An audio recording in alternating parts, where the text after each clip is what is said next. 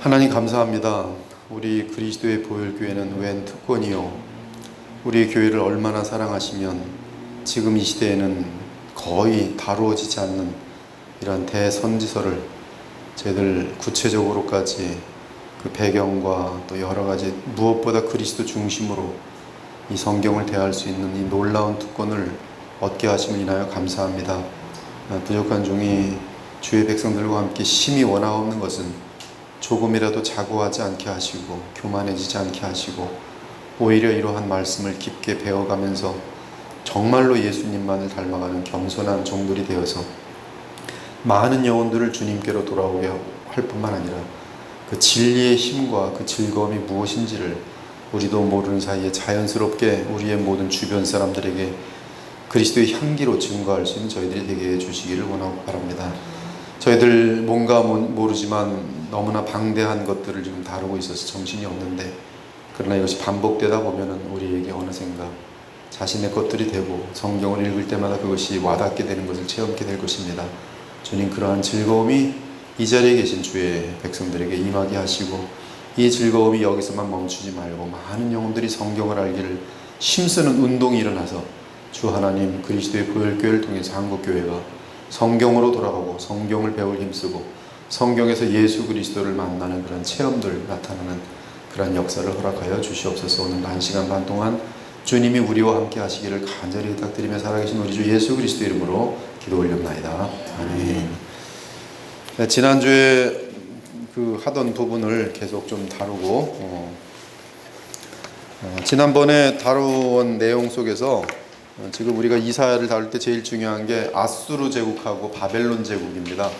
아수르 제국하고 바벨론 제국을 모르면은 우리가 이 이사야를 이해할 수가 없어요. 그래서 또 반복되지만 이게 이제 솔로몬이 그렇죠 죽고 이제 그 여로보암, 솔로몬의 신복이었던 여로보암이 열지파를 이제 르호보암에게 반란을 일으키면서 북이스라엘을 형성하죠. 그래서 북이스라엘의 초대 왕은 여로보암입니다. 970년이에요. 주전. 그리고 이제 베냐민 지파하고 유다 지파를 해서 남유다. 그리고 여기의 수도는 예루살렘이고 북이스라엘의 수도는 사마리아가 되겠네요. 합쳐서 이걸 뭐 이스라엘이라고 불렀죠, 그동안에. 그리고 이제 970년에 설립된 북이스라엘은 이제 마지막 왕으로 베가, 그리고 마지막 왕으로 호세아로 해서 722년에 아수르 제국에 의해서 멸망당하죠.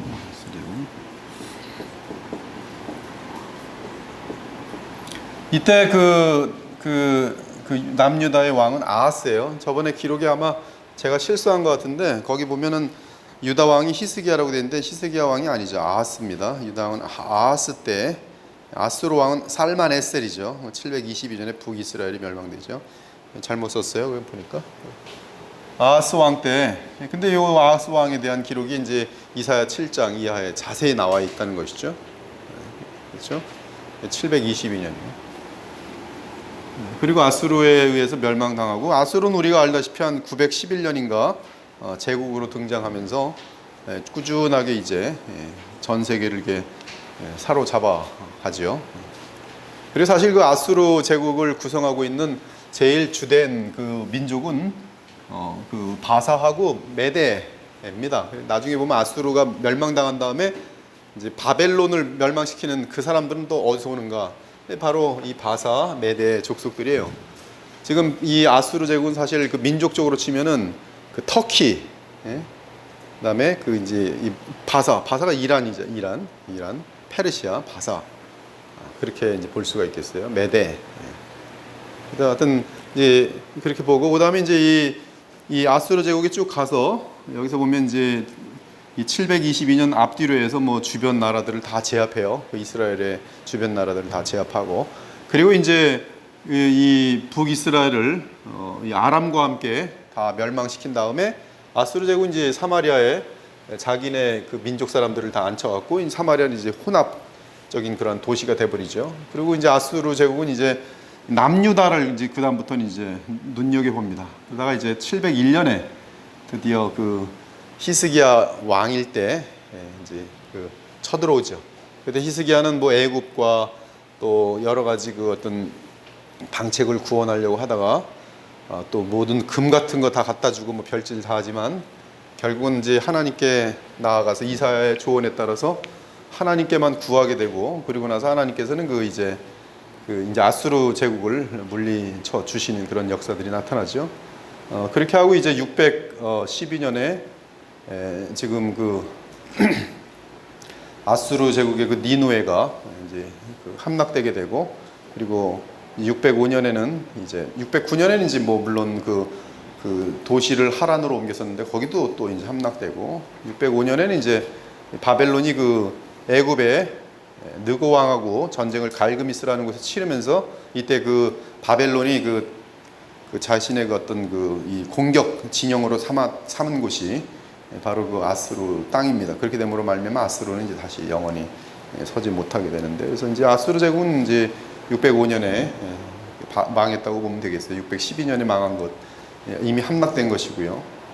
잔재까지 없어진 것은 이렇게 보면 되고, 그때 이제 그 느부갓네살은 갈그미스 전쟁에서 이기고 돌아오면서 이 다니엘을 이제 또 끌고서 바벨론으로 올라가는 그런 그림들이 되어 있어요. 그래서 바벨론의 이제 그 영화스러운 그런 느부갓네살과 함께 영화의 시대에 들어가죠. 영화의 시대, 아주 영광스러운 시대에 들어갑니다.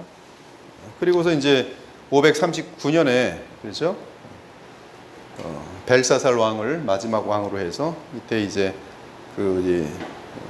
백은경 목사님께서 잘 정리한 메대의 그렇죠. 다리오 왕, 그리고 사실 그때는 이제 그 고레스 왕이 이미 같이 더 실권을 잡고 있는 그런 상황이지만, 하여튼 법적으로는 이제 바벨론의 왕으로 있었던 사람이 다리오 왕이 되고, 그리고 이제 536년에는 이 메대가 완벽하게 이제 바사에 아무런 전쟁 없이 합병됨으로 말미암아 고레스 왕 원년 536년에 이제 그 70년의 포로 생활을 한, 그렇죠. 70년의 포로 생활을 한 그들에게 606년으로 볼 수가 있는데, 그래서 그 536년에 70년이죠 정확히, 이제 예루살렘으로 돌아가라고 그렇게 한 내용들을 우리가 보게 됩니다. 그래서 그 지난번에 거기 그의 시대 이스라엘 열왕 도표 참조하고서 잠깐 나온 내용 거기 잠깐 보면 아수르 제국의 수도는 니누웨죠. 그리고 니누웨와 관련한 선자는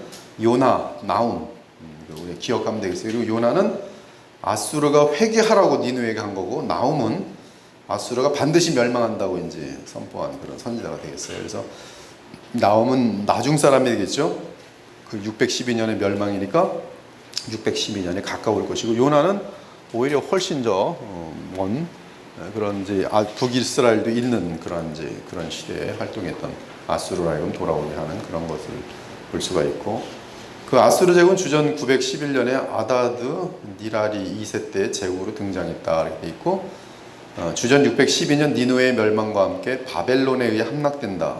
계속 반복되는 내용이죠. 그러나 참 중요하죠. 이때 바벨론의 왕은 나보폴라잘, 아수르 제국의 왕은 이제 보면 나오죠. 도표를 보면. 그러나 주전 609년에 새로 옮긴 도시 하란에서 바벨론의 공격을 받아 멸망하고 605년에 갈기메스에 벌어진 애굽의 바로 누고와 바벨론의 전투에서 아수르 제국은 더더욱 흔적마저 사라진다. 아수르 제국은 아람 왕 르신과 북이스라엘 왕 베가가 연합하여 남유다, 이때 아하스 왕인데 아하스 왕을 공격하려 할 때 아하스의 요청에 의해 아람과 북이스라엘을 공격합니다. 이때 아하스 왕은 둘이고, 그 다음에 티글랏 블레셋 3세가 되겠어요. 그리고 아수르 제국은 이제 722년, 아하스 요게 이제 아까 보면 이제 734년 정도 돼요. 734년.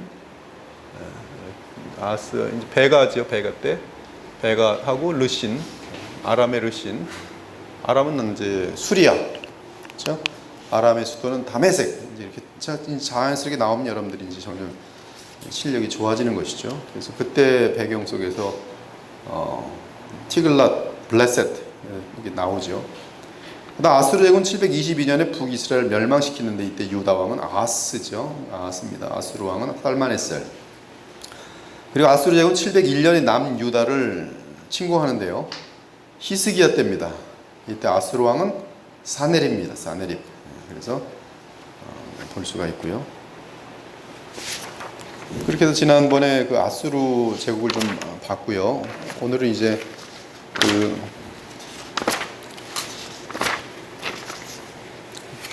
특징을 보면은 이사의 특징, 그리고 좀 건너뛰어서 특징 보면은 3번인데 비유적 표현이 많았다. 그 다음에 의인법, 은유법, 풍자법 등을 써서 극적 효과를 증대시킨다. 그러나 그가 뛰어난 운병가임을 보여준다. 그 다음에 이사야의 노래, 포도원의 노래, 구원받은 자의 노래, 꽃피는 사막의 노래, 회복된 아내의 노래 등이 있고요. 장엄한 문체다. 예언의 분량, 내용, 언어 선택 등 모든 면에서 적적이도 웅대한 면모를 살린다. 이사야서를 보면 중요한 거는 어디서든지 메시아와 하나님의 나라 두 개가 같이 계속 반복됩니다. 지금 우리의 주제하고 똑같죠. 우리도 지금 성경을 보면 하나님의 나라, 천국 얼마나 중요한 주제입니까? 예수께서 오셔서 딱 전파한 게 뭐예요? 하나님의 나라, 하나님의 나라가 가까웠다. 그 세례요한도 하나님의 나라가 가까웠다. 하나님의 나라예요. 하나님. 그리고 이제 예수께서 그들 가운데, 공생의 가운데 하나님의 나라가 너희 가운데, 내가 그 나라의 왕이기 때문에, 메시아이기 때문에 지금 왔다. 그리고 그 나라는 이제 만방으로 나가갈 때 바로 성령을 보내신 거예요. 성령 보내신 뭐예요? 예수 그리스도께서 구속을 다 이루신 하나님의 아들이요, 만유의 주요, 만왕의 왕이시다. 구원주시다. 그러므로 이 성령을 보내시죠. 근데 이 보낸다는 뜻이 메시아입니다. 메시아는 기름을 붓는다는 뜻이에요. 즉 예수께서는 어떠한 권한을 갖고 계시냐면 이제는 아버지께서 권한을 주셨는데 성령을 부으십니다. 성령을 부으세요. 그러므로 우리는 성령 충만하고 싶으면 누구에게 구해야 돼요? 예수께 구해야 돼요. 아버지와 아들이 성령을 보내십니다. 아버지와 아들이 성령을 보내세요. 그래서 우리는 성령을 구해야 되는 것이죠. 지난번에 그래서 풍부한 메시아 예언 것까지 했어요. 53장을 비롯하여 메시아의 생애를 직설적이고도 세밀하게 예언함으로써 가장 권위 있는 메시아 예언서의 역할을 한다. 그리고 신약에서 가장 많이 인용된 구약 성경은 이사야입니다. 어디든지 이사야가 있어요. 없는 곳이 없습니다. 내용을 보면 이사야 내용의 핵심은 후반부 40에서 66장에 나타난 이스라엘의 구원과 회복. 이 구원은 이스라엘 국가적인 회복임과 동시에 어디로부터 회복일까요? 혹시 여러분들이 한번 질문해 봅시다. 이사야 40장에서 66장까지는 바벨론으로부터 회복일까요? 아니면 아수르로부터 회복일까요? 한번 찍어보세요. 둘 중에 하나니까. 어디요? 바벨론이겠죠. 그렇죠? 그러면 1장부터 39장까지는 누구로부터 회복일까요? 아수르겠죠. 아수르면서도 이제 종말적인 그런 어떤, 그리고 이 아수르하고 바벨론은 놀랍게도 먼 훗날에 어떠한 그 어떤 하나님의 나라의 그 원수가 되어지는, 특히 바벨론 같은 경우는 그렇게 연결됩니다. 그래서 그 계시록 17장과 18장에 보면 바벨론, 그렇죠? 음녀 바벨론 다 연결돼요. 창세기 11장에 바벨 다 연결됩니다. 악령들의 역사들이 다 들어가요. 마귀의 역사가 들어가요. 리와 야단의 역사가 다 들어가요. 다 바벨과 연결돼 있어요. 그래서 바벨에 대해서는 이사야서도 마찬가지고 14장 같은 경우 그 바벨을 통해서 누구까지 보냐면 그 마귀까지 보는 거예요. 사탄까지 정확히 봅니다. 대단한 것이죠. 하나님의 영이 충만한 가운데 있기 때문에 이게 다 보이는 것이죠. 그래서 화강석 사이로 그렇죠 다니던 그런 존재에 대해서 바벨론이라는 제국. 그러나 그것은 역사 속에 있었던 바벨론 제국이 느부갓네살이 있었고, 그렇죠? 나부콜라잘이 있었고, 벨사살이 있었고. 근데 그런 역사적인 바벨론과 함께 하나님께서 지금 그 영적인 세계에 대한 그런 것들이 다 맞물려지는 내용들을 볼 수가 있는 것이죠. 아무튼 이사야서를 보면은 지금 신약에 있는 모든 내용들이 다 보이는 것이에요.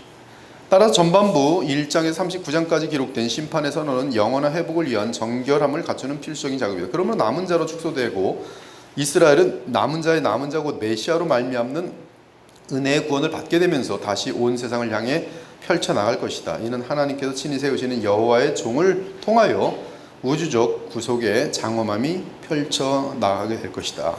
그리고 내용을 보면 이제 1장부터 6장까지는 유다의 부패상과 이사야의 소명, 또 메시아 임재에 대한 예언으로서는 7장부터 12장, 그리고 열방의 임할 심판은 12장부터 23장, 이스라엘의 임할 심판과 구원은 24장부터 39장, 이렇게 해서 큰 챕터가 끝나고요. 그 다음에 메시아를 통한 구원, 이것은 이제 궁극적인 구원을 이야기를 하면서 그 배경은 놀랍게도 예언입니다. 무엇에 대한 예언인가? 바벨론에 대한 예언이에요. 바벨론에 대한 예언. 이 536년.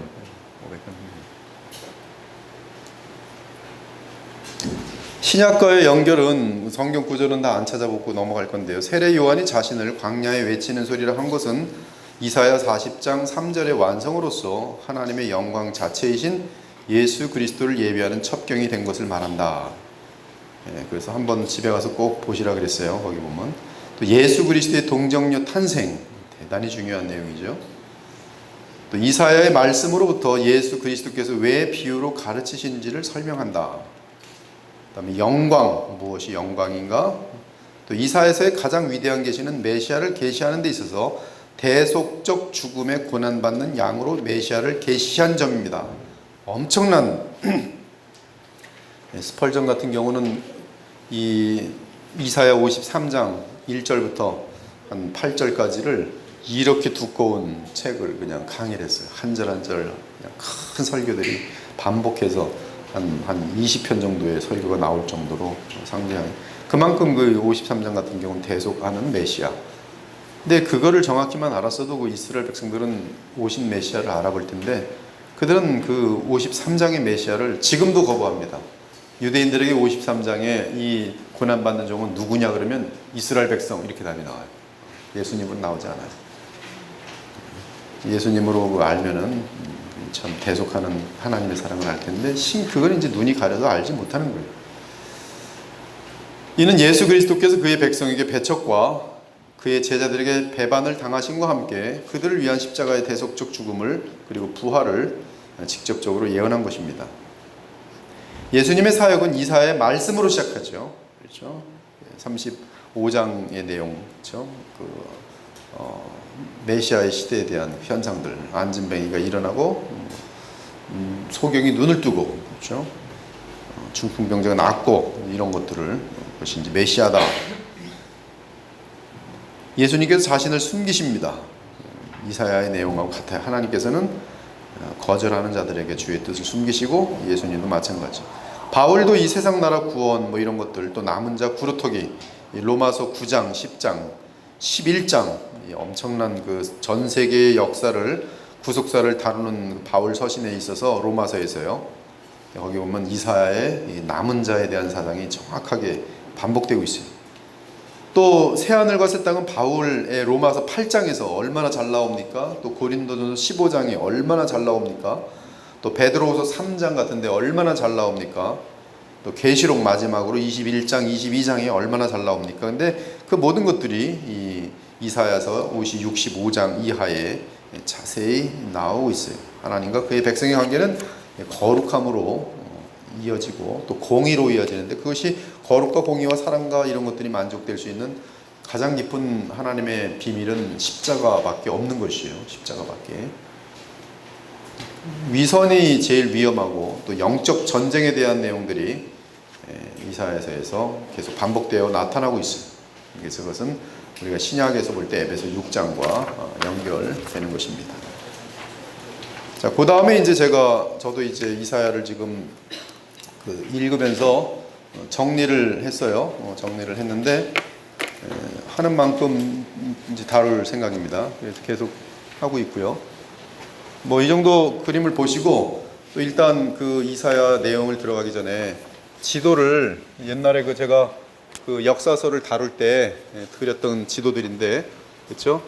이쪽에 지중해가 있죠. 지중해가 있고 이제 여기 위에 뭐죠? 갈릴리 바다 갈릴리 바다. 그 다음에 이렇게 내려오는 게 뭐예요? 요단강.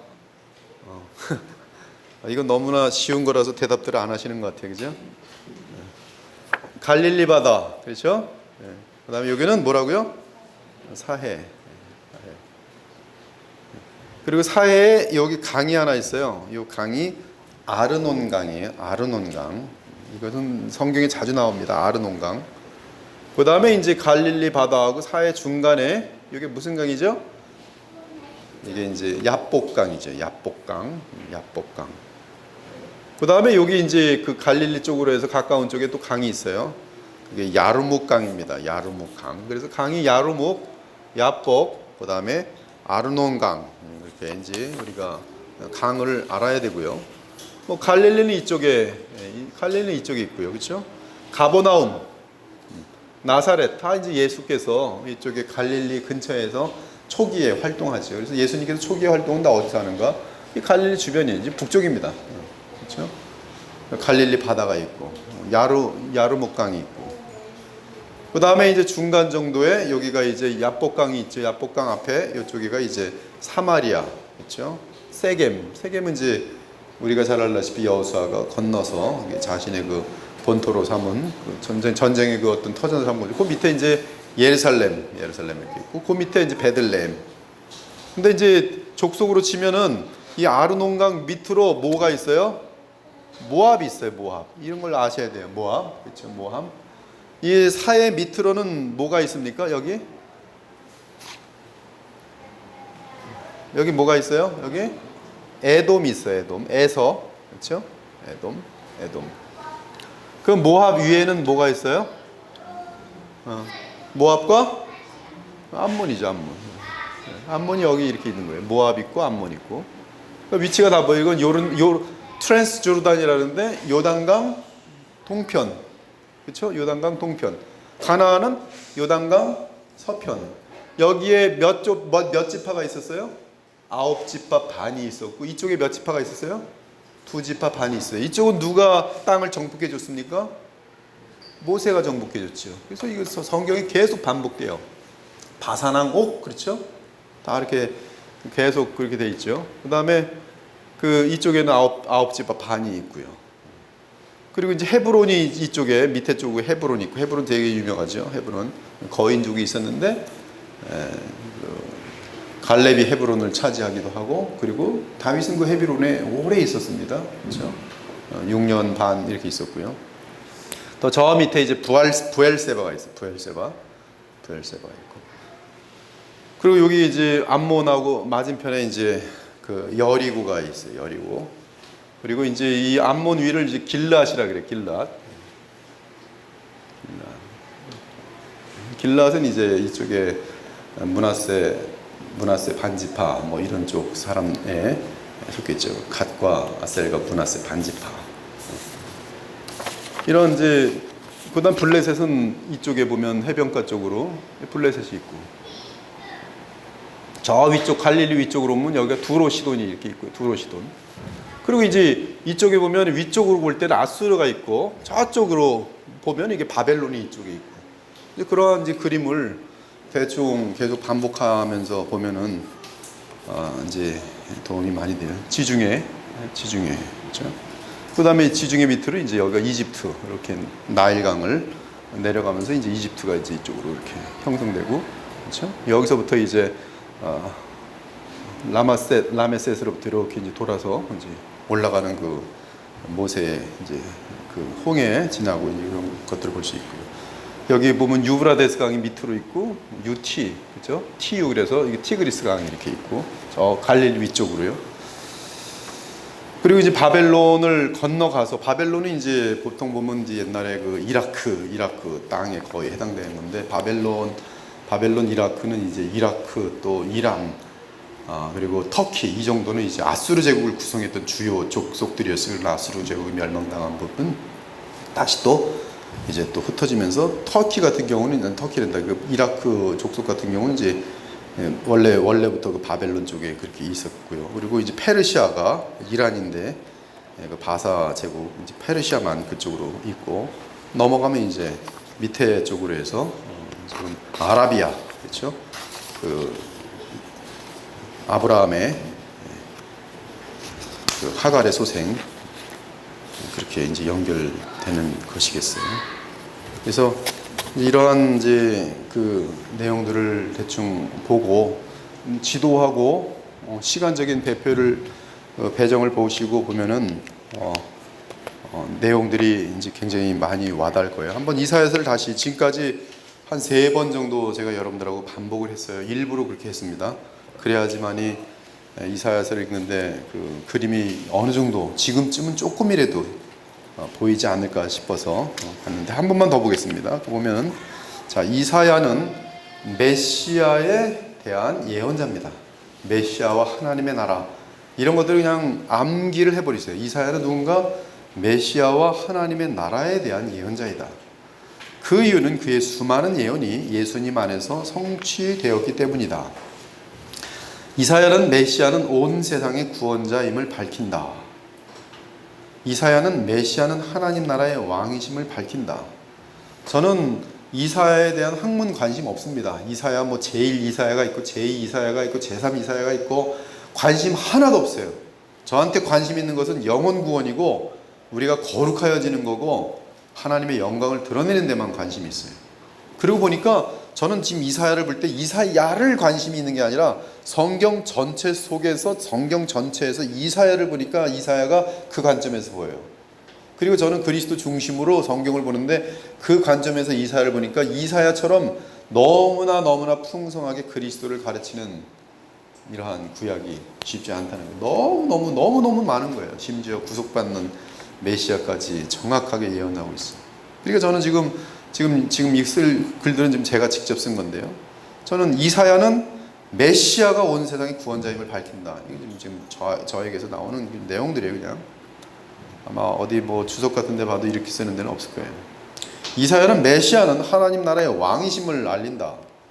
이사야의 주제는 거룩하신 자와의 교제이다. 이를 위해서는 죄는 심판을 받아 정결하게 되고 메시아를 통해 오는 죄사함 및 은혜의 생명을 얻을 때 가능하다. 이건 궁극적인 답이죠. 이거는 구약의 모든 예표일 뿐이지 그것이 이렇게 메시아로 연결되지 않으면 그 예표는 그냥 죽습니다. 그러므로 메시아가 올 것을 분명히 보고 땡겨서 그로 말미암아 죄사함 및 이런 것들이 다 가능한 것이죠. 그러면 이사야의 주제가 거룩한 자와의 교제인데 오실 메시아에 대한 것이 배제가 되면 불가능합니다. 그냥 멸망으로 끝나는 것이에요. 멸망이 바로 하나님의 공입니다. 그러나 오실 메시아가 전제가 되면 이 멸망이라는 것은 그들에게 멸망이 아니라 디스플린, 징계가 되는 거예요. 징계. 그리고 이 그리스도로 말미암는 회복이 가능하고 죄사함이 가능하고 또 영생이 가는 거지. 그렇죠? 은혜와 생명을 얻는 것이 가능해요. 그래서 이사야의 주제는 거룩한 자와의 교제인데 이를 위해서는 죄는 심판을 받아 정결하게 되고 메시아를 통해 오는 죄사함 및 은혜의 생명을 얻을 때 가능하다. 그럼 구원의 의미는 무엇인가? 죄로부터의 구원이다. 즉 죄로부터 구원받아 거룩하신 하나님과 교제하는 것이 구원이다. 신약이 가장 많은 구약 성경 인용은 이사야서죠. 신약이 가장 많이 인용한 구약 성경 그렇게 되어 있어요. 죄송합니다. 하여튼 뭐 이렇게 만들어가는 거니까. 이사야서는 미래를 말하기만 하는 것이 아니라 그 시대의 주의 백성에게 하나님의 말씀을 전한다. 그러면 그 시대의 하나님의 백성들에게 무슨 말씀을 전하는가? 여러분 그 모세의 율법을 통해서 그들이 날마다 제사를 지내는데 그 제사가 아무런 의미가 없겠어요? 그 제사가 의미하는 메시지는 우리가 이미 다 확인한 것처럼 전부 오실 메시아에 대한 분명한 의미를 갖고 있어요.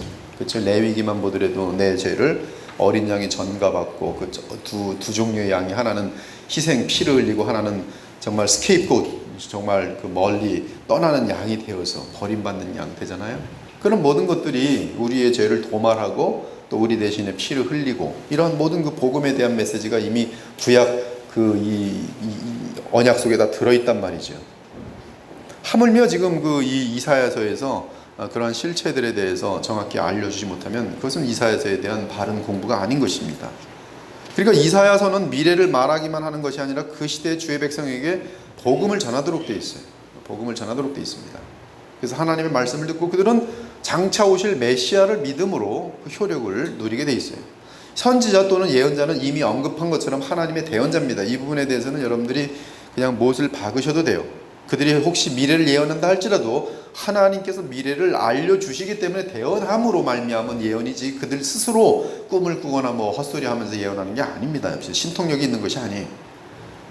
이사야서는 미래를 말하기는 하는 것, 미래를 말하기만 하는 것이 아니라 그 시대의 사람들에게 주고 또한 대언자고요. 이사야는 특히 유다와 예루살렘을 향하여 하나님께서 주시는 메시지를 전달한다. 이사야가 예언자로 활동하던 시대는 주의 백성과 나라였던 이스라엘이 죄에 물들어 있었다. 이에 이사야는 하나님께서 그들이 죄악에 대해 법정에서 다루기 전에 회개할 것을 재촉한다. 지금 하나님은 이사야의 배경은 또한 법정입니다. 법정. 그래서 법정으로 가기 전에 빨리 화해하자. 나랑 같이 풀자. 법정까지 갈 필요 뭐 있는? 법정 가면 이제 법으로 다스려줘야 돼. 만일 그들이 하나님께로 돌아오지 않는다면 이제 법에 의해서 멸망이 임할 것입니다. 이러한 엄중한 경고 가운데 이사야는 또한 메시아의 오심과 함께 임할 밝은 미래를 예언합니다. 하나님께서는 아브라함과 이삭과 야곱과 다윗에게 하신 언약을 잊지 않으실 것입니다. 그는 이스라엘 민족으로부터 남은 자를 구원할 것인데 그 남은 자들로부터 메시아가 나와서 그의 새로운 왕국을 세울 것이에요. 그래서 남은 자에 대한 사상은 항상 하나님의 패턴이에요. 한국교회가 만약에 다 썩는다 그러면 거기에 누가 반드시 있어요? 남은 자가 있어요. 그러니까 하나님께서는 그 남은 자를 다시 모아서 거기서부터 다시 시작해요. 기독교 역사가 그래요. 기독교 역사. 어쩌면 그리스도의 보혈교회는 한국교회에서 지금 하나님께서 남은 자를 모아서 다시 시작하시는 교회일지도 모르겠어요.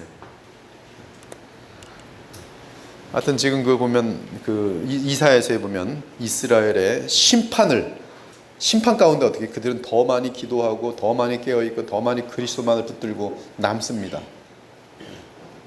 그리고 하나님께서는 그들을 통해서 다시 새롭게 시작하는데 그 남은 자 중에 남은 자가 누군가? 바로 그리스도입니다. 그리고 그리스도로부터 새로운 왕국을 세우는 거예요. 이사야라는 이름은 여호와께서 구원하신다. 한두 번 확인한 게 아니죠. 그는 아내가 있었고 두 아들을 두었습니다. 첫째 아들은 스알 야숲, 남은 자가 돌아올 것이다. 완전한 메시지죠. 언제 돌아옵니까? 일단 첫 번째는 뭐예요? 바로 여기겠죠. 그리고 히스기야 때는 더 짧게 보면은 바로 구원받는 것이죠. 예루살렘 멸망당하지 않고. 그래서 이러한 내용들이 하여튼 그 남은 자가 돌아올 것이다. 둘째 아들은 마알살렐 하스바스, 신속한 노략이 속히 온다. 노략이 누구로부터 와요? 아수르 제국과 그 다음에 궁극적으로는 바벨론. 이 두 아들의 이름은 이사야의 메시지를 대표하기도 한다. 전통에 따르면 이사야의 아버지 아모스는 유대의 제9대 왕 아마시아의 형제이다. 이는 이사야가 아마시아 왕의 조카임을 의미한다. 이로보건대 이사야는 나라 및 국제 정세를 알 수 있는 위치에 있었고 대제사장 우리아와도 가까이서 만날 수 있는 관계에 있었다. 이사야는 국제적으로 큰 정치적인 혼란이 있는 때에 활동하였다. 아수르는 제국을 확장하는 가운데 북이스라엘과 수리아를 공격하였고, 수리아는 시리아라고도 하기도 하고 아람이라고 하기도 해요. 사람이 이제 잘 이렇게 습관이 안 됐으면은 수리아 그러면은 이제 비슷한 단어가 뭐가 생각이 나요? 아수르가 생각하니까 수리아를 아수르인 줄 알아요. 그러면 이제 완전히 허당하는 거죠. 허당. 여기 수리아는 지금 아람입니다. 아람. 그리고 그 수도는 어디예요? 다메스커스. 아수르의 수도는 어디예요? 니누에.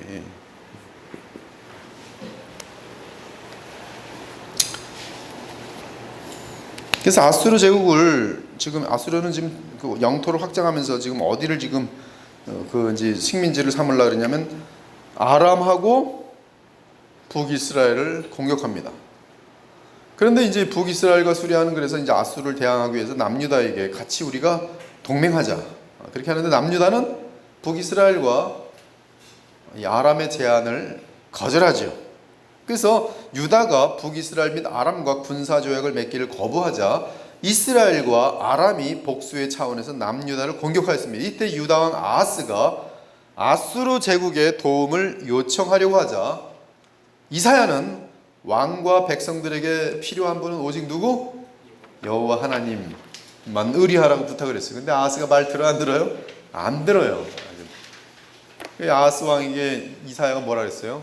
임마누엘, 여호와 하나님께서 우리와 함께 하신다. 그 정도로 강렬한 기적을 보일 텐데도 안 믿으시겠습니까? 안 믿어요. 안 믿어요. 하지만 아하스 왕은 이사야의 조언을 거절하고 아수르 제국의 도움을 요청하였습니다. 아수르 제국은 이 요청을 받아들인 후 이스라엘과 아람을 공격했어요. 그리고 그 공격으로 말미암아 정말로 북이스라엘은 멸망하게 됩니다. 그때가 배가고 호세아로 넘어가면서 이제 멸망하는 거예요. 1722년에. 따라서 북이스라엘 수도인 사마리아는 722년의 주전 722년에 함락되었어요. 아하스 왕 때.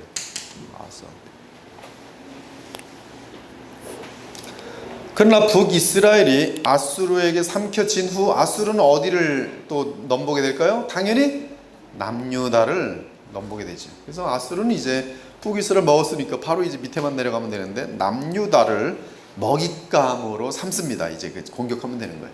이때 남유다는 이제 아수르가 갑자기 원수를 받겠으니까 어디를 자꾸 의지하고 싶어요? 밑에 남쪽에는 뭐가 있어요? 애굽이 있어요. 애굽. 그렇죠? 여기 이스라엘의 남쪽에 여기 뭐가 있어요? 애굽이 있어요. 북쪽에 뭐가 있어요? 아수르가 있어요. 북쪽은 아수르, 이쪽은 남쪽. 북쪽에 동쪽은 뭐가 있어요? 바벨론이 있어요. 그러니까 이게 여기는 지금 자꾸 애굽을 의지하고 싶고 막 그런 마음이 드는 거예요. 히스기야 왕도.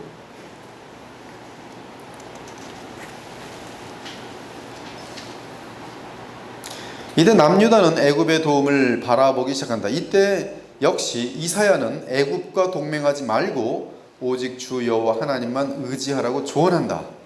다행스럽게도 히스기야 왕은 이사야의 조언을 받아들였고 하나님께서는 아수르 군대를 제거해 주셨습니다. 그렇죠. 18만 명 이상의 아수르 군사를 하나님의 천사가 와서 팍 쳐서 다 그냥 죽여버렸어요. 그래서 그 아수르 제국은 도망갈 수밖에 없어요. 엄청난 승리죠. 하지만 히스기야는 아수르 군대가 떠난 후 그리고 기도 응답을 통해 또 병에서 나아 15년 더 살 수 있다는 그러한 신기한 체험을 받은 다음에 대단히 우쭐해진 것 같아요. 근데 그때 바벨론 대사들이 찾아옵니다. 병을 나은 직후에. 그렇죠? 이때 그는 자랑 및 교만 가운데 남유다의 성전에 있는 보물들을 바벨론 사람들에게 다 보여줬어요. 근데 바벨론 사람들에게 보일 때 그 마음이 뭐냐면 이게 다 내가 이루었다라는 그런 느부갓네살의 마음하고 유사한 것이죠. 교만하고 자랑하고. 이때 당장 이사야가 히스기야에게 와서 뭐라 그럽니까? 당신의 이 실수로 말미암아 물론 하나님께서 이제 작정하신 것이지만 왕의 보물과 또 성전의 이 모든 것들과 또 후손들이 바벨론으로 이끌려 갈 것을 예언합니다. 즉 바벨론이 남유다를 공격하여 식민지로 삼을 것을 배경으로 하는 상태에서 40장에서 66장이 예언되는 거예요. 지금 바벨론이 이스라엘 남유다를 공격할 것입니다. 내용이 몇 장이 있냐면 39장이 있어요. 그리고 40장부터는 바로 이 바벨론이 남유다를 공격하는 것이 가장 큰 맥락, 배경으로 하고 40장 이하가 시작되는 것이. 따라서 이사야 40장에서 66장은 바벨론 포로 상태를 예언한 상태에서 주의 백성을 향한 용서, 구원, 회복을 말합니다. 그래서 놀랍게도 지금 그 이사야의 메시지는 이 바벨론도 이거 미래인데 미래에 이 여기서부터에 있을 회복. 그러면 그 회복이 어디까지 연결되냐면 메시아로 연결됩니다. 근데 메시아의 주된 회복은 어디가 되냐면 아수르가 아니라 바벨론에 걸려요. 40장에서 66장까지. 그리고 바벨론은 신약으로 가면 놀랍게도 하나님 나라의 가장 큰 이 사단의 그 나라의 어떤 핵심으로 그렇게 그려지고 있단 말이에요. 역사의 시작도 바벨론은 그 악령들을 접하는 그런 어떤 처음에 그런 바벨 창세기 11장에 보면은 하나님을 대적해서 그들의 말이 다 뒤틀려 버린 거 아니겠어요? 그래서 바벨론이 남유다를 공격하여 식민지로 삼는 것을 배경으로 하는 상태에서 40장에서 66장의 예언이 이제 주어지는 거예요. 따라서 40장부터 66장은 바벨론 포로 상태를 예언한 상태에서 주의 백성을 향한 용서, 구원, 회복을 말합니다. 이사야의 두 주제는 이미 언급한 것처럼 이스라엘의 거룩한 일을 신뢰하라는 권면이고 오직 주만 믿을 때 죄에 대한 용서와 더불어 원수로부터의 구원을 얻을 수 있다. 이사야는 8번이나 주의 백성들에게 주만 바라라, 여호와만 바라라고 재촉합니다. 그리고 메시아의 오심과 그의 시대의 영광에 대해 말합니다. 메시아의 오심과 그의 시대의 영광에 대해 말해요. 이사야는 메시아 시대에 발생한 일들을 말해줍니다. 지금 우리는 그것이 과거에 있고 신약까지 읽으면서 같이 나눌 수 있으니 얼마나 풍성한지 몰라요. 이사야는 메시아 시대에 발생한 일들을 말해요. 그리고 예수께서는 바로 이사야의 예언을 붙들고 그것을 끄집어내서 내가 바로 그 메시아인 것을 이사야의 그 예언을 통해서 정확히 입증합니다. 그렇죠? 이사야는 메시아 시대에 발생한 일들을 말해요.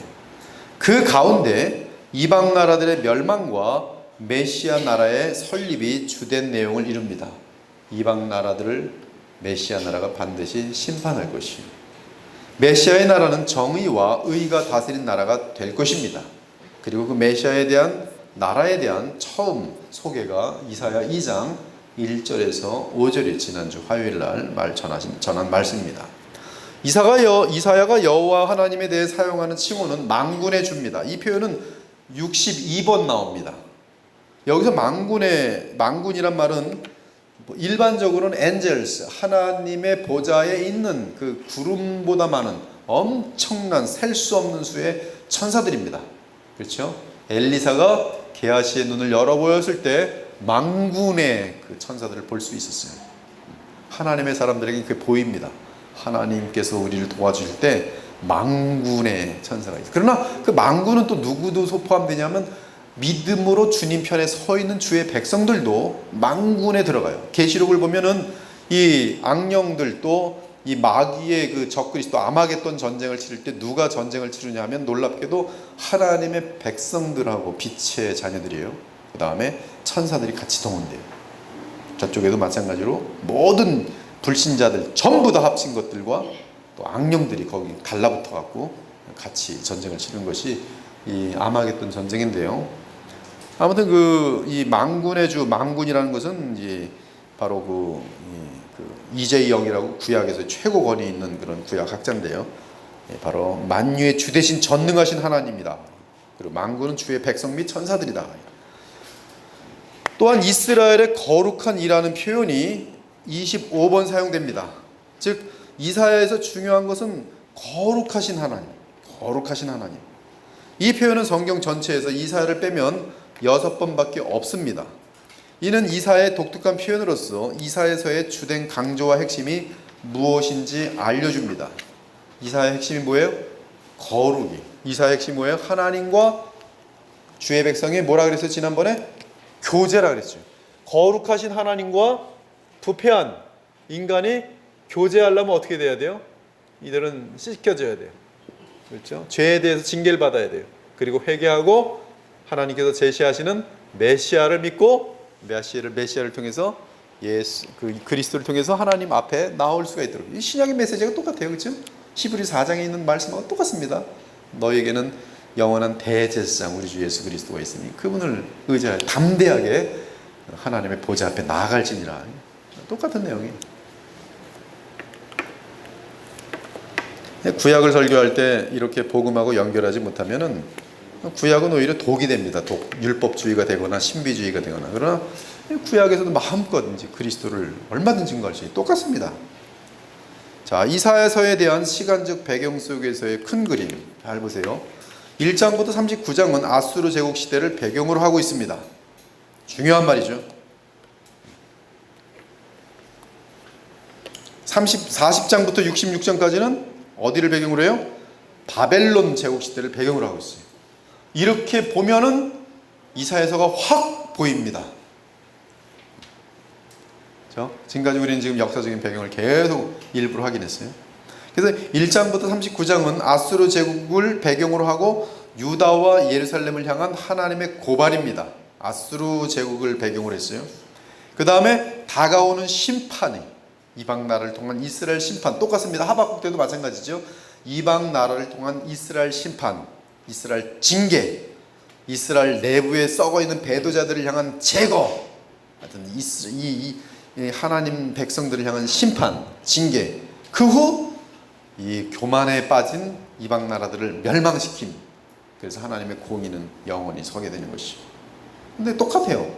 이사야를 읽어보면 갑자기 이제 이방 나라들을 멸망시키는 얘기가 막 나옵니다. 뭐 두로가 멸망하고 뭐 무슨 뭐 구스, 에디오피아가 뭐 멸망하고 뭐 이런 얘기 막 나와요. 그다음 40장부터 66장 바벨론 제국 시대를 배경으로 하고 있어요. 이거 이렇게 될 것이다. 남유다 너희들은 이렇게 멸망할 것이다. 바벨론 제국에서 멸망할 것이다. 이거 신기합니다. 아직 바벨론 제국은 아직 등장하지도 않았고 아수르가 거의 주름을 잡고 있는 전 세계를 이 바벨론이 등장해서 아수르를 다 물리치고, 그리고 이 심지어 바벨론은 메대에 의해서 멸망할 것까지 지금 이사야는 다 예언하고 있어요. 우리가 내용을 보면은. 그래서 너무 신기합니다. 이게 수백 년 후에 있을 내용들을 다 예언해 버려요. 뭐 수백 년 이후입니까? 사실은 보면 역사 끝까지도 다 보고 있어요. 하나님 나라 메시아 시대를 다 보고 있으니까. 그것뿐입니까? 새하늘과 새 땅 영원까지 보고 있습니다. 그것뿐입니까? 하나님의 보좌를 보지요.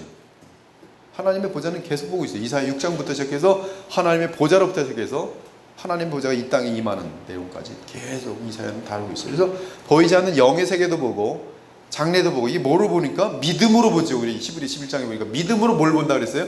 보이지 않는 하나님 보고, 그 다음에 알 수 없는 미래를 믿음으로 우리는 다 그대로 살아가는 거죠. 걱정할 필요 없어요. 하나님께서 이 미래를 붙들고 계시니까. 그래서 40장에서 66장은 이러한 바벨론 제국의 이로 말미암은 그 유다 하나님의 백성들의 멸망을 전제로 해서 그 다음에 이제 그 내용을 풀어가고 있다. 특히 고난당하는, 당연히 고난이죠. 무슨 고난인가? 바벨론 제국에 들어간 포로죠. 이 성경 구약에서 가장 큰 고난이 뭡니까? 고난 시대는 포로 시대. 그렇죠? 고난당하는 백성들에게 믿음과 인내를 당부합니다. 이사야는 바벨론 포로 시대에 살지 않았지만 하나님의 예언을 통해 그 시대를 살게 될 주의 백성들을 위로합니다. 주를 바라며 기다리는 가운데 신앙을 지키고 인내하면 반드시 참 이스라엘의 하나님께서 구원하시며, 누구를 통해서? 고레스를 통해서. 고레스는 하나님의 종이라고 부르고 있어요. 이게 하나의 패턴입니다. 그래서 정말 돌아옵니다. 고난의 기간이 지나고 돌아와요. 그래서 자기 예루살렘으로 돌아와요. 누굽니까? 새로운 지도자들이고 새로운 백성들이 새로 시작하는 거예요. 물론 그것도 느헤미야나 뭐 무슨 뭐 에스라나 뭐 수르바벨이나 돌아온 것들도 지금 우리가 보면 그것도 미완성이 불안, 다 하나의 예표죠. 예수 그리스도 안에서 구원받고 재림과 함께 돌아올 영원한 나라들을 다 예표하고 있는 것이죠. 그러나 하여튼 그 내용은 정확합니다. 주를 바라며 기다리는 가운데 신앙을 지키고 인내하면 반드시 참 이스라엘 하나님께서 구원하시며, 구원하셨죠. 또한 복을 베푸시죠. 복도 베푸셨어요. 이러한 하나님의 계획은 우리 개인에게도 똑같습니다. 개인적인 삶도 똑같이 적용돼요. 이런 하나님의 계획은 그분께서 보내실 메시아를 통해 이루어질 것입니다. 지금 우리는 메시아를 오늘 지금 이 순간에도 내가 어떤 상황이라 할지라도 그분을 붙들고 다시 일어날 수 있어요. 시간이 해결해 주는 게 아니에요. 믿음이 해결해 줍니다. 온 세상이 메시아가 다스린 나라가 될 것입니다. 이것이 이제 이사야가 바라보고 있는 그런 그림입니다. 그래서 이제 1장부터 39장 아수르 제국 시대 가운데 유다와 예루살렘, 바벨론 제국 시대 가운데 유다와 예루살렘, 이렇게 나눌 수가 있어요. 그래서 1장부터 39장 유다와 예루살렘에 대한 예언, 이방 나라들에 대한 예언, 그리고 이러한 가운데 참된 구원의 원천이 무엇인가, 그리고 역사적인 변화의 중간 단계 히스기야, 종교개혁 히스기야, 그리고 히스기야에게 바벨론으로 인한 멸망을 예언하지요, 이사야가. 그리고 40장으로 넘어가면서 바벨론 미래의 제국시대 가운데에서 참된 하나님 대 우상신들이 누구의? 바벨론과 관련된 거죠. 참된 하나님 여호와 하나님, 고난당하는 종을 통한 참 이스라엘의 구원, 그리고 참 이스라엘에게 기다리고 있는 장래의 영광. 제가 오늘 아침에 글을 써서 페북에나 블로그에도 올렸어요. 여기 지금 있는 자료인데요. 이사야서를 연구하면서 우리가 무엇을 그럼 누리는가? 예수님이 바로 구약시대 가운데 하나님께서 죄와 그로 인한 심판의 문제를 해결하시는 약속의 메시아인 사실을 알고 그 시대 및 자신의 죄악된 삶 가운데 예수 그리스도를 믿게 된다. 우리는 메시아에 대한 모든 예언이 예수님에 의해 다 성취된 것을 보게 된다. 우리는 메시아 시대를 살고 있는 것을 확인하며 그 시대의 이미와 아직의 사이에서 사는 것을 안다. 따라서 주 예수 그리스도께서 만사를 주관하시며 지금 만왕의 왕이시고 만유의 주이십니다. 빌립보서 2장 9절 이하여 하나님의 뜻을 다 이루실 것을 우리는 확신할 수 있다. 주 예수께서는 메시아 시대를 통해 그리스도의 나라를 완성하신 후 아버지께 바칠 것입니다. 고린도서 15장의 내용이. 그리고 메시아 시대는 지금 누가 역사하세요? 성령이 역사하세요. 성령이 왜 역사하십니까? 누가 성령을 보내세요? 왕이신 메시아가 선물을 보내시는 거예요. 선물이 뭐예요? 이 에베 4장에 보면 승리자가 보내는 거예요. 기프트. 이 포획물들을 나눠주는 거예요. 성령의 은사입니다. 포획물을 나눠주는 것을 비유했어요. 그래서 이 전쟁 용어를 쓰고 나서 그러므로 성령께서는 뭐 사도와 무슨 선지자와 뭐 그다음에 교사와 무슨 뭐 목사와 뭐 이런 것들 세웠다. 선교사를 세웠다. 이게 뭐예요? 지금 어떤 교회의 그 어떤 직분들과 은사들, 그것이 어떻게 생겼는가? 그리스도께서 승리하신 왕이기 때문에 성령을 보내신다는 뜻이에요. 그래서 지금 성령은 지금 그리스도의 왕 되심이 제일 중요합니다. 고린도 전서 12장에 이 보면 주로 신하고 예수 그리스도를 주로 신하고 그리고 성령으로 아니하고는 예수를 주로 신할 수 없다 그러고 성령장인데요. 고린도 12장 성령에 대해서 그리스도를 주로 시인하는 곳이 그리스도께 순종하고자 하는 진실한 마음을 갖고 있는 곳에 성령께서 은사들을 주신다 이 말씀이에요.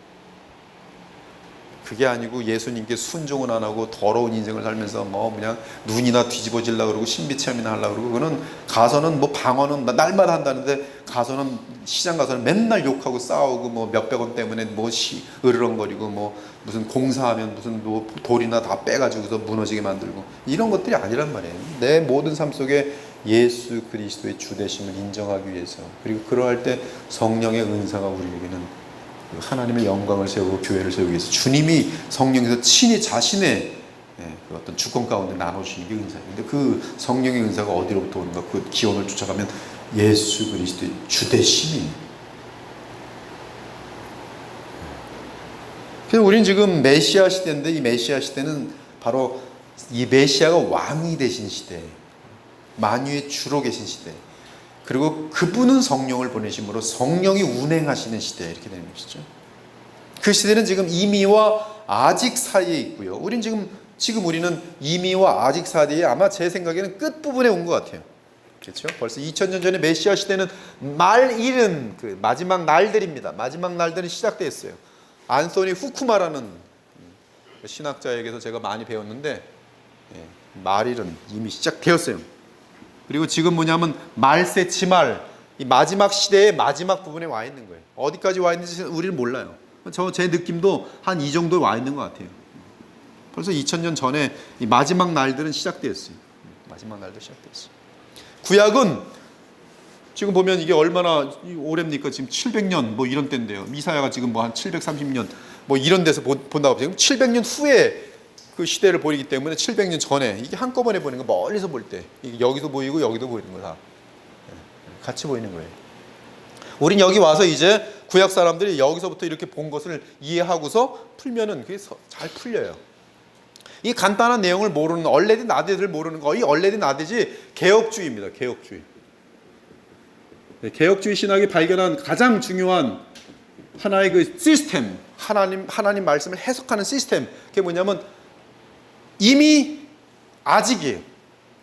김세윤이라는 사람은 그 뭐 갑자기 칭의에다가도 이미 아직을 같이 붙여버림으로 다시 혼론을 만들어놨는데 그거는 그런 뜻이 아니라 이미 구원받은 사람들 하나님의 은혜로 그 사람들은 이미 칭이 됐고 그들은 아직 그리스도의 온전한 형상과 또한 영광 가운데 아직일 뿐이지 뭐 칭의도 뭐 여기도 있고 뭐 아직 있고 뭐 그런 건 아니에요. 뭐 영생도 여기서 아직 영생 받았고 미리 영생 받았고 뭐 영생 또 아직 못 받았고 뭐 그런 거 아닙니다. 영생은 이미 주어진 것이고 한번 주어진 영생은 뭐 없어지지 않아요. 아무튼 그 개혁주의에서 성경을 해석하는 것이 바로 이 구약에서 하나님 나라를 볼 때 하나님 나라 이미 이뤘고 그리고 아직 완성되지 않았어요. 우린 이미 구원받았고 그러나 그리스도의 형상까지는 아직 이르지 않았어요. 우린 이미 구원받았고 생명 얻었고 그러나 영광에 이르진 않았어요. 그 영광은 언제 이뤄요? 우리가 죽을 때 하나님의 그 도성으로 올라가지요. 그러나 그것도 아직 완전한 영광 가운데 들어간 거 아니에요. 완전한 영광은 예수 그리스도께서 오실 때 부활체를 입어야지 사람으로서는 거기가 영광이 끝입니다. 부활체를 입어야지. 그리고 부활체를 입는다는 것은 부활체가 다닐 수 있는 물리적인 세계가 있어야 된다는 말씀이에요. 그것이 새하늘과 새 땅이라고. 새하늘과 새 땅은 상징적인 표현이 아닙니다. 부활을 전제로 한 부활체가 같이 운영돼야 될 그러한 어떤 구조인 것이에요. 그러한 우주인 것입니다. 이 부활이라는 것은 우리가 다 알 수 없어요. 상당히 많은 부분에서 공간 같은 것들을 초월하는 그런 모습들을 우리가 볼 수 있어요. 예수님께서 사방에 다 갇혀 있는데 갑자기 그 중간에 나타나시고.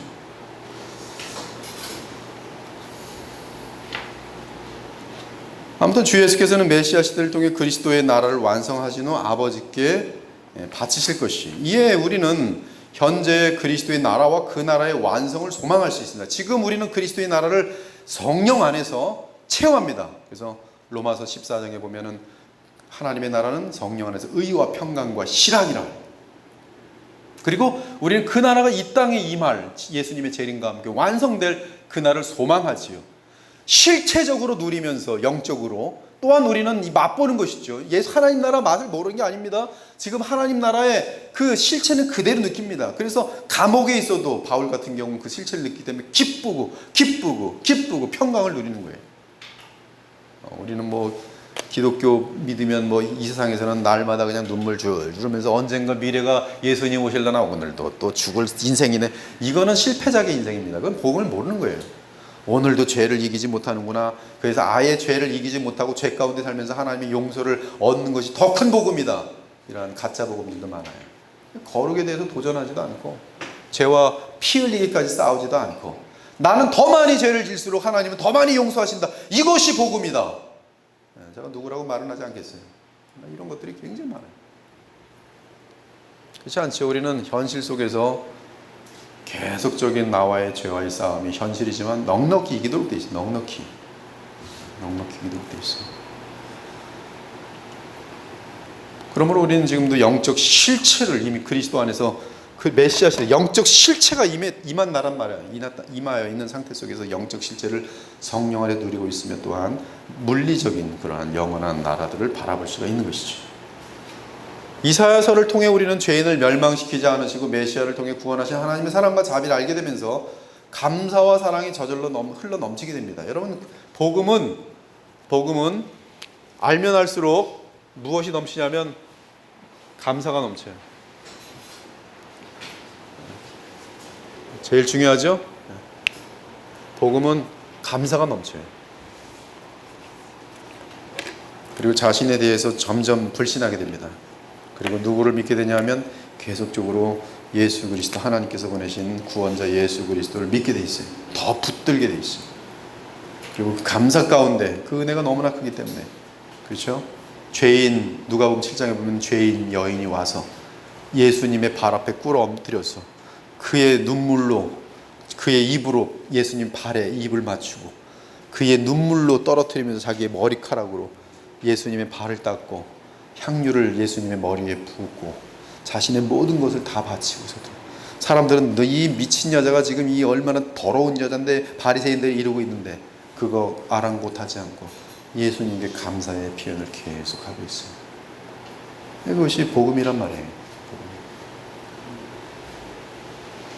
제가 어저께 우리 딸한테 오늘 아침에 얘기를 해줬는데, 제가 이제 뱀을 잘 봐요. 뱀을 보는 이유는 뱀이 분명히 마귀랑 굉장히 그 유사한 속성이 있어서 혹시 너무 이제 좀 혹시나 좀 심심할 때는 뱀을 봅니다. 뱀. 어저께는 뱀하고 새를 봤어요. 뱀하고 새를 봤는데 새가 뱀이 훨씬 덩치가 크고 새가 있어요. 근데 새하고 뱀하고 막 싸우는 거예요. 동영상 진짜 찍어놓은 거예요. 근데 싸우는 게 한 20분 정도를 싸워요. 20분도 훨씬 넘게 싸우는 것 같아요. 근데 왜 이렇게 이 까치에 좀 이쁘게 생긴 까치인데 그 뱀하고 그냥 자기 생명 걸고 싸우더라고. 막 거의 뭐 물리면 자기가 죽는 거고 까치랑 싸워요. 나중에 이제 그래서 왜 이렇게 둘이서 이렇게 뭐 끝도 안 나는 게임을 이렇게 싸우나. 뱀이 훨씬 크고 징그러운데도 절대 포기하지 않고 끝까지 싸우더라고. 나중에 보니까 하여튼 뱀이 졌어요. 이 새가 얘 뱀을 죽이더라고. 그래서 사람이 배를 잘라봤더니 이 새의 새끼가 뱀이 잡아먹은 거야. 엄마 새가 모성이 어디 숨어 있었길래 그 모성 때문에 이 뱀하고 자기 생명을 걸고 싸우는 거예요. 그래서 저는 그걸 보면서 이 시대의 죄로 인해서, 마귀로 인해서 우리의 자녀들이 얼마나 삼킴을 당하고 있어요. 근데 거기에 대해서 부모들이 이러한 정말 싸움, 이 마귀를 제거하기 위한 그런 피나는 투쟁을 하는 거야. 그런 것들이 되게 좀 이렇게 저는 이렇게 응용이 되더라고요. 야, 한 사람의 인생이 뭐 때문에 멸망당합니까? 죄 때문에 멸망. 우리를 멸망시키지 않고 자신의 생명을 다 희생하기까지 원수와 싸워서 이기시고 우리 대신에 십자가에 달리신 예수님을 바라볼 때 이 새 절정, 수억만 배의 어떤 현실, 실체를 보게 되더라고요. 동물의 세계도 이런 복음의 메시지가 담겨 있는데 우리가 우리의 사랑하는 영혼들을 위해서 어떻게 살아야 되는가? 무엇을 위해서 기도해야 되는가? 이 감사가 흘러넘치. 그러한 감사와 사랑 가운데 주께 순종하면 그 순종에 대한 풍성한 열매와 영광을 약속받으니 주 하나님과 그분의 그리스도는 영원토록 찬양과 경배를 받으시기에 합당하신 분들이. 또한 이사야서는 이방 사람들과 이방 나라들을 주의 백성을 연단하고 거룩하게 하시기 위해 어떻게 사용하시는지를 알려준다. 그들의 영원한 종국에 대해서도 알게 된다. 그러므로 우리는 그들에게 복음을 전하며 그리스도의 나라에 들어오라고 권할 수 있다. 이는 노아가 사람들에게 방주로 들어오라고 외치던 것과 같다. 우리는 그들에게 예수 그리스도의 방주 곧 그리스도의 나라에 들어오라고 권할 수 있다. 그 나라에 들어가는 방법은 십자가에 예수님을 주와 구세주로 믿고 영접하는 것이다. 이것이 이제 제가 보는 그 이사야서에 대한 현실적인 그러한 내용인 것이. 그리고 이제 이 성경 내용을 같이 쭉 이제 정리를 해봤는데 이사야 내용을 신속하게 요약해 들어가겠습니다. 1장. 이사야서는 우시야, 요담, 아하스, 히스기야 때 이사야가 유다와 예루살렘에 대해 받은 환상이다. 여호와 하나님께서는 이스라엘의 반역에 대해 고발하신다. 나라와 도시의 부패를 고발하시고 무엇보다 그들의 거짓된 예배에 분노하신다. 그럼에도 주께서는 회개를 요청하신다. 그들은 이미 하나님과 언약 관계에 있기 때문에 마음을 돌이켜 주께로 돌아오면 된다. 회개의 표현은 악행 대신에 의롭고 자비로운 삶을 사는 것이다. 그러면 그들은 죄사함을 받고 땅의 풍성한 소산을 먹게 될 것이다. 하지만 주의 회개 요청을 거부하고 끝까지 하나님께 반역하는 자는 칼에 망하게 될 것이다. 유다와 예루살렘은 이제 심판을 받을 것이다. 그들이 심판받는 이유는 예루살렘의 부패 때문이다. 하나님께 신실했던 성읍이 이제는 창기가 되었다. 예루살렘은 살인자와 부패한 권력자로 가득하기에 고아와 과부가 더욱 고통당한다. 그들은 뇌물과 아첨에 눈이 멀어 있다. 주께서는 이제 이러한 예루살렘을 원수로 여기신다. 따라서 그의 대적이 된 성읍을 정결하게 하시고 다시 선한 재판관들과 위정자들을 세우실 것이다. 그래서 예루살렘 도시는 다시 신실한 성읍이 될 것이다. 회개하는 자들을 위해서는 정의와 의로 다스리는 시온성을 보게 될 것이다. 시온성에 들어가는 자들은 회개함으로 구속함을 받은 자들이다. 이 시온성은 다윗의 보좌를 말해요. 다스림, 정권. 그리고 그것은 이제 그리스도의 다스림으로 연결되고, 계시록도 보면 이제 이 시온에 대한 내용이 나오죠. 하지만 끝까지 주를 거절하고 거역한 자들은 불에 탈 것이다. 다 지옥까지 다 연결됩니다. 그들이 우상을 섬겼던 정원은 마른 풀처럼 탈 것이다. 이것이 1장의 내용이에요. 2장부터 5장. 이사야를 통해 유다를 향해 선포된 하나님의 메시지이다. 이 메시지는 유다와 예루살렘의 현재와 미래에 대한 메시지이다. 이사야 선지자의 사역 초기에 주어진 메시지이다. 첫째 메시지는 시온의 영광스러운 영광을 예언하는 소망의 메시지이다. 그래서 2장 1절부터 5절이죠. 마지막 날들에 하나님의 전이 있는 산이 서게 될 것인데 그곳에서 예루살렘으로부터 주의 말씀이 나올 것이다. 많은 민족들로부터 수많은 사람들이 여호와의 산에 올라와서 화평의 길과 교훈을 배울 것이다. 이 메시지는 메시아와 관련된 것으로서 그리스도의 오심으로 그 성취가 시작되었다. 시작되고 그것이 그 완성은 이제 마지막 예수님의 재림과 함께 되겠죠. 그래서 그 이제 누가복음 24장에 보면 지금 이사 2장과 연결되는데 한번 이 누가복음 24장 예수님 말씀 한번 들어보죠. 이에 그들의 마음을 열어 성경을 깨닫게 하시고 또 이르시되 이같이 그리스도가 고난을 받고 제3일에 죽은 자 가운데서 살아날 것과 또 그의 이름을 죄사함을 받게 하는 회개가 예루살렘에서 시작하여 모든 족속에게 전파될 것이 기록되었으니 너희는 이 모든 일의 증인이라. 볼지어다 내가 내 아버지께서 약속하신 것을 너희에게 보내리니 너희는 위로부터 능력으로 입혀질 때까지 이 성에 머물라 하시니라. 그 이사야 2장은 결국 하나님의 집인 그리스도의 교회의 설립 그리고 그것의 완성으로 이어집니다. 디모데전서 3장 15절.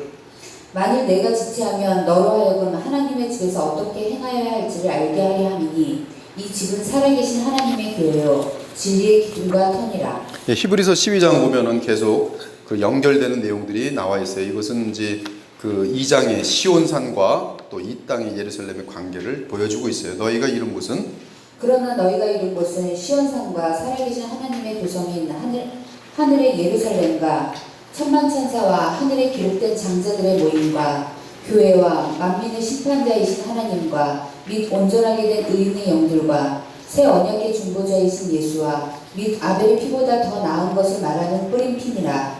너희는 삼가 말씀하신 일을 거역하지 말라. 땅에서 경고하신 일을 거역한 그들이 피하지 못하였거든. 하물며 하늘로부터 경고하신 일을 배반하는 우리일까 보냐. 물론 예언의 절정은 그리스도의 재림 이후 영원한 상태인 새 하늘과 새 땅에서 이루어집니다. 이사야 2장 1절부터 4절의 그 완전한 궁극적인 성취는 새 하늘과 새 땅에서 이루어져요. 그곳에는 오직 회개와 함께 구속함을 받은 자들이 들어갑니다. 또 내가 새 하늘과 새 땅을 보니 처음 하늘과 처음 땅이 없어졌고 바다도 다시 있지 않더라. 또 내가 보매 거룩한 성 새 예루살렘이 하나님께로부터 하늘에서 내려오니 그 준비한 것이 신부가 남편을 위하여 단장한 것 같더라. 내가 들으니 보좌에서 큰 음성이 나서 이르되 보라 하나님의 장막이 사람들과 함께 있음에 하나님이 그들과 함께 계시리니 그들은 하나님의 백성이 되고 하나님은 친히 그들과 함께 계셔서 모든 눈물을 그 눈에서 닦아주시니 다시는 사망이 없고 애통하는 것이나 곡하는 것이나 아픈 것이 다시 있지 아니하리니 처음 것들이 다 지나갔음이로라.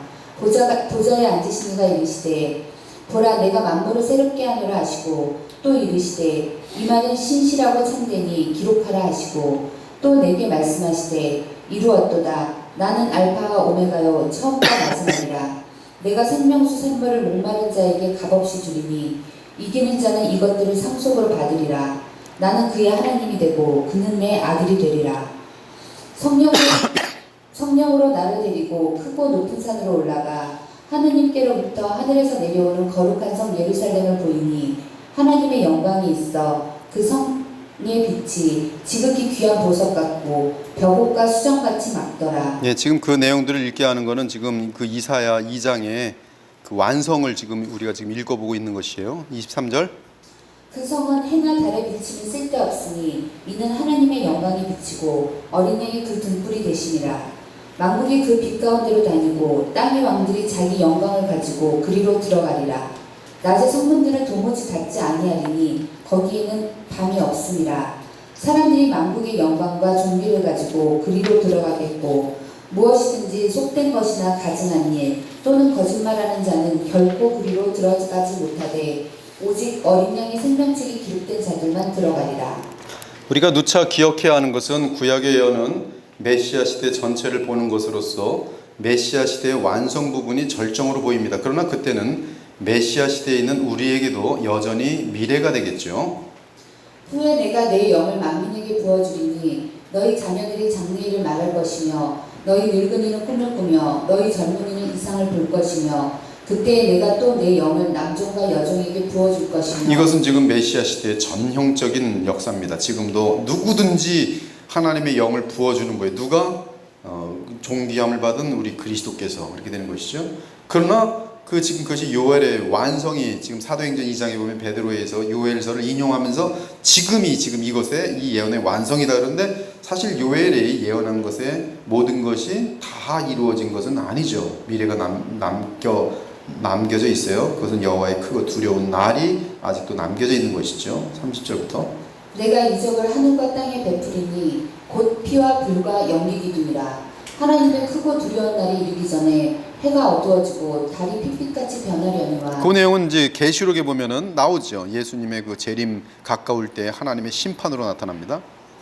누구든지 여호와의 이름을 부르는 자는 구원을 얻으리니 이는 나 여호와의 말대로 시온산과 예루살렘에서 피할 자가 있을 것이며 남은 자 중에 나 여호와의 부름을 받을 자가 있을 것입니다. 예, 이러한 시온의 영광스러운 장래에 대해서 이사야 2장은 예언하고요.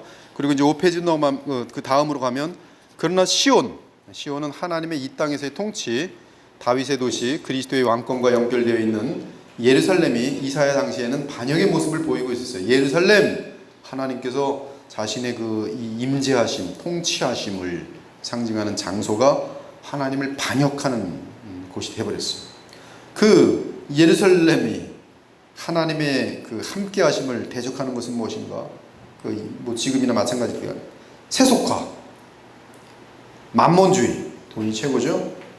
우상숭배, 이로 인해 하나님께 버림받게 됩니다. 그러므로 여호와의 날은 교만한 그들이 수치를 당하고 방탕한 여인들이 징계를 받고 악한 지도자들이 제거되는 날이 될 것입니다. 그러나 이러한 심판의 목적은 예루살렘을 정결하게 하기 위함이며, 남은 자들은 하나의 가지, 즉 예수 그리스도로 연결되는데요. 한 가지 또는 한 싹의 복을 바라볼 수 있게 됩니다. 이새의 줄기에서 한 싹이 나오며, 여기 이새는 누굽니까? 2세, 3세, 4세가 아니고 다윗의 아버지죠. 다윗의 아버지 다윗. 그리고 거기서부터 한 싹, 예수 그리스도로 연결돼. 그 뿌리에서 한 가지, 예수. 여기 한 가지가 영어로는 브랜치. 그러므로 이사야 당시에 남은 자들, 진실하고 신실한 믿음의 신자들은 그 가지를 바라고 믿으며 소망을 갖습니다. 그렇죠? 당연히 그렇게 되죠. 그들은 더욱 하나님과 온전한 관계를 지니기 위해 노아처럼 믿음의 삶을 묵묵히 진행시켜 나갈 것입니다. 하지만 유다 공동체의 다수가 부패하였고 회개를 거부하였어요. 이 하나님 그들과의 언약관계의 아름다움을 노래하며 그들의 현재 상태에 고통당하심을 노래합니다. 얼마나 아름다운 우리의 언약이었던가. 가장 좋은 극상품이 이 포도나무가 들포도 죄악된 삶을 맺어버렸어요.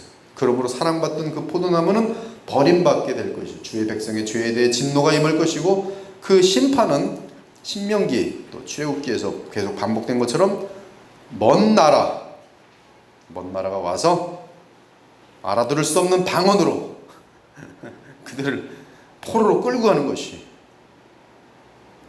이로 말미암아 불꽃이 그루터기를 삼킴같이 마른 풀이 불 속에 떨어짐같이 그들의 뿌리가 썩겠고 꽃이 티끌처럼 날리리니, 그들이 만군의 여호와의 율법을 버리며 이스라엘의 거룩하신 이의 말씀을 멸시하였습니다. 예, 여러분 정말 하나님을 존귀 여기면 무엇을 존귀 여길까요?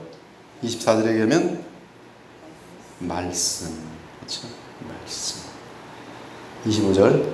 그러므로 여호와께서 자기 백성에게 노를 바라시고 그들 위에 손을 들어 그들을 치신지라. 산들은 진동하며 그들의 시체는 거리 가운데 불토같이 되었도다.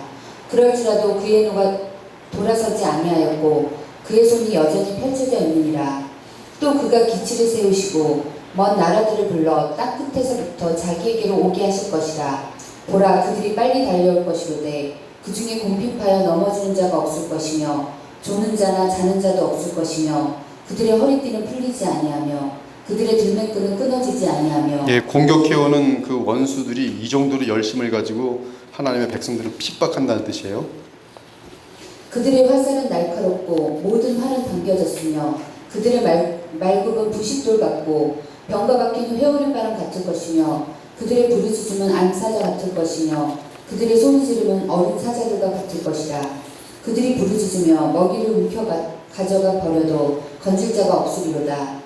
그날에 그들이 바닷물 소리같이 백성을 향하여 부르짖으리니, 사람이 그 땅을 바라보면 흑암과 고난이 있고 빛은 구름에 가려서 어두우리라. 예, 그리고 이사야 6장으로 넘어가요. 암울한 현실, 하나님이 임재하시는 예루살렘이 오히려 가장 더러운 들포도를 내면서, 그렇죠, 하나님의 원수로 행하고 있는 이러한 상황이 이사야 3자의 그 사역의 배경이에요.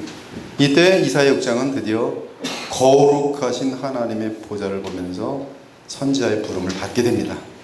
하나님은 성전에서 존귀함을 받으며 스랍들이 찬양하고 있어요. 이것이 예루살렘이어야 합니다. 그렇죠? 시온이죠. 근데 그렇게 되어 있지 않을 때 하나님은 친히 그것을 양보하지 않고 정결케 하시죠. 예수님께서 성전에서 분노하시면서, 그렇죠, 다 모든 것들을 쓸어버리신 같이 하나님께서도 진노하시는 거예요. 어디가? 특히 성전이. 이사야는 그가 본 환상으로 인해 죄책을 느낍니다. 그러나 그의 죄가 사함받고 정결하게 돼요. 이사야는 주의 부름에 순종하고 주께서 주신 말씀을 그의 백성에게 전하기 시작합니다. 그러나 이 백성들이 그것을 받아요, 안 받아요? 안 받습니다. 백성들의 마음은 완고하기 때문에 이사야의 사역은 열매가 없을 것이. 하지만 이사야의 환상은 거룩한 씨에 대한 약속으로 마무리됩니다. 즉 인간들이 할 수 없게 누가 하셔야 돼요? 결국은 하나님께서 하세요. 하나님께서 어떻게 하십니까? 메시아를 보내시고 그 다음에 어떻게 하세요? 메시아를 통해서 성령을 보내시고 하나님께서 임의적으로 역사하세요. 시작에서 사도 요한은 이사야가 예수 그리스도의 영광을 보았다고 말합니다. 이는 예수께서 여호와이심을 증거합니다. 엄청난 내용인데요. 요한복음 12장. 이렇게 많은 표적을 그들 앞에서 행하셨으나 그를 믿지 아니하니 이는 선지자 이사야의 말씀을 이루려 하심이라. 이르되 주여 우리에게서 들은 바를 누가 믿었으며 주의 팔이 누구에게 나타났나이까 하였더라. 그들이 능히 믿지 못하는 것은 이 때문이니 곧 이사야가 다시 일렀을 때 그들의 눈을 멀게 하시고 그들의 마음을 완고하게 하셨으니 이는 그들로 하여금 눈으로 보고 마음으로 깨닫고 돌이켜 내게 고침을 받지 못하게 하려 함이라 하였음이더라. 이사야가 이렇게 말한 것은 주의 영광을 보고 주를 가리켜 말한 것이라. 예수님께서 지금 이 말씀하실 때 놀랍게도 그 주의 영광과 주는 자신을 암시하면서 말씀하고 있어요. 이사야 7장에서 12장 유다왕 아하스 때의 사건을 언급합니다. 남유다는 아수르 제국에 대항하려고 연맹하는 수리아와 북이스라엘에 가담하지 않았습니다. 이 앙심을 품은 수리아와 북이스라엘은 유다를 공격하려고 위협하였어요. 이때 아하스 왕과 유다 백성은 북쪽의 아시리아 및 남쪽의 애굽의 도움을 받고자 하는 유혹에 빠졌습니다. 이사야는 아하스와 유다 백성에게 정치 및 군사력을 의지하지 말고 하나님만을 의지하라고 권합니다. 주께서는 친히 그들을 구원하실 것입니다. 이는 수리아와 북이스라엘로부터의 구원뿐만 아니라 궁극적인 구원을 의미합니다. 남유다는 구약에서의 주의 백성을 대표합니다. 따라서 이사야의 예언은 구약시대의 남유다의 정치적인 구원에 국한되지 않고 메시아를 통한 참된 영원한 구원까지 포함합니다. 그 예언은 수리아와 북이스라엘의 공격 위협 앞에 있는 아하스 왕에게 주어진 임마누엘 예언입니다. 이 예언은 아하스 왕 때에도 성취되지만 그 예언의 궁극적인 성취는 역시 메시아 시대의 시작부터 완성까지 더 나아가 영원히 이어질 것이에요.